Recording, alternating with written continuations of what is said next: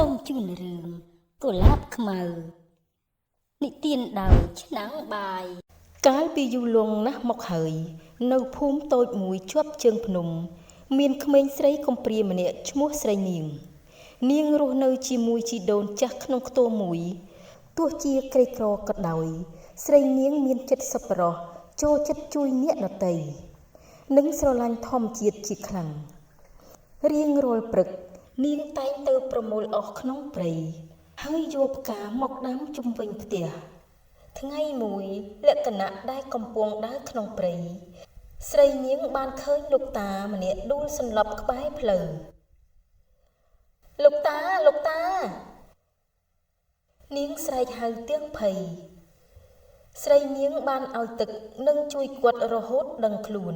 លោកតាចាស់ញញឹមហើយនិយាយថាចិត្តល្អរបស់ចៅនឹងនាំសំណាងធំមកដល់ដាំឲ្យវាល្អតែកុំឲ្យចិត្តលូតលាន់ចូលមកក្នុងបេះដូងចៅជាដាច់ខាតណាចៅនិយាយចប់លោកតាក៏បាត់ខ្លួនយ៉ាងអាកំបាំងស្រីនាងយកគ្រាប់ពូជនោះមកដាំនៅមុខផ្ទះ3ថ្ងៃក្រោយមកមានដើមផ្កាមួយដុះឡើងយ៉ាងឆាប់រហ័សជាផ្កាកុលាបខ្មៅដ៏ស្រស់ស្អាតមិនធ្លាប់មានអ្នកណាឃើញពីមុនឡើយពេលផ្ការីកពេញលេញមានអពុទ្ធហេតុកើតឡើងរាល់ព្រឹកមានកះមាសមួយលេចចេញពីក្រោមដើមផ្កាស្រីនាងភ្ញាក់ផ្អើលណាស់ជីដូននិយាយថាកើតមាសបានគាត់ក៏ចង់បានភ្លាមយប់មួយតាខុនលួចចូលទៅក្នុងផ្ទះស្រីនាងគាត់ជីកដើមកុលាបខ្មៅយកទៅដាំក្នុងសួនធំរបស់ខ្លួនព្រឹកឡើងគាត់ក៏រងចាំកាក់មាសប៉ុន្តែជំនួសឲ្យមាសមានផ្សែងខ្មៅហុយចេញពីផ្កាភ្លាមនោះសំឡេងអាកំបាំងមួយលួនឡើង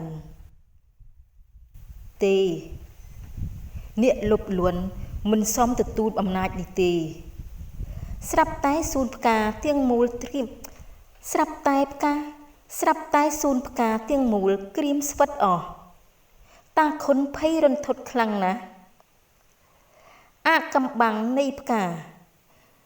ស្រីនាងយំសោកស្ដាយពេលបាត់ផ្កានៅយប់នោះនាងសុបិនឃើញលោកតាចាស់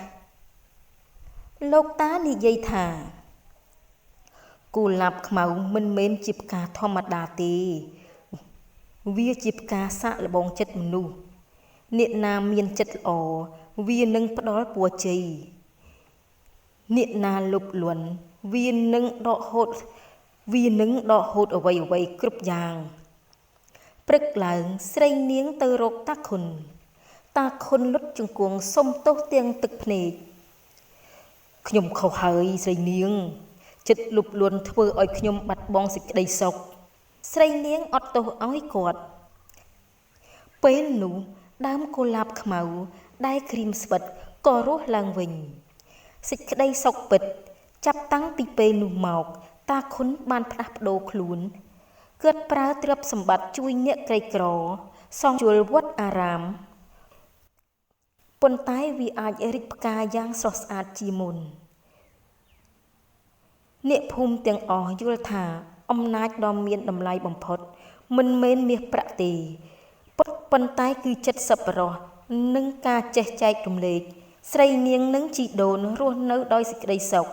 រីឯកុលាបខ្មៅក៏คล้ายជានិមិត្តសញ្ញានៃចិត្តល្អនៅក្នុងភូមិនោះជារៀងរហូត